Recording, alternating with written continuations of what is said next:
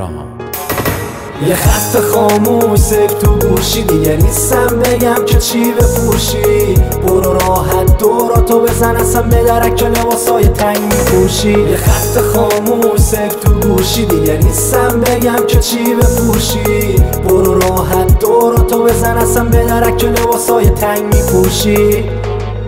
موهاتو شونه کن، موهای مشکی تو، پاشو بپوش سر کن، شال زرشکی تو، اتو بکش، موهاتو دم اسبی ببند، صدقه سرت تا بود که لباس مشکی شد. چیه میخواستی بری ناز کنی تش؟ منم همون ابراهام پاسوریزم.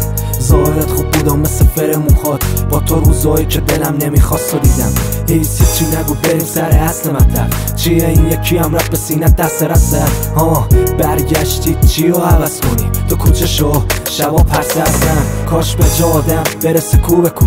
مقصر کی بودش خدایی؟ تو بگو، به تو بگو چقدر سرت نداری کشیدم که جای این پیرمردن ها کنارت بشینم. یه خط خاموش سک تو گوشی، دیگه نیستم بگم که چی بپوشی.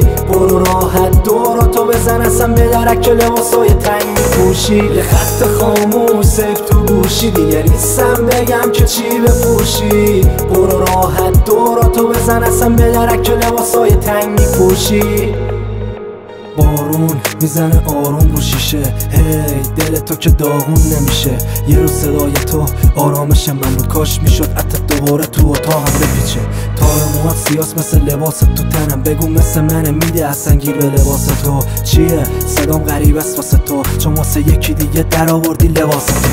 یه خط خاموش سک تو گوشی، دیگه نیستم بگم که چی بپوشی.